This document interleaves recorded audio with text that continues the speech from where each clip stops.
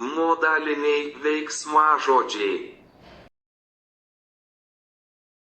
The modal verb is always used in conjunction with an infinitive which provides the what, you can, you want or you must. The construction of the sentence is as follows. The modal is at the beginning of the sentence and is conjugated with the subject. The auxiliary is in the infinitive and is placed at the end of the sentence. There are three modal verbs. Gali, nori, privalo.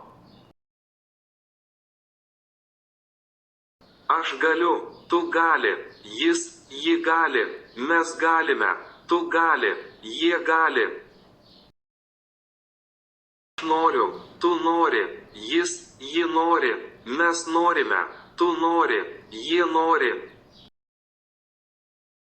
Aš privalau, tu privalai, jis, ji turi, mes privalome, tu privalai, jie privalo.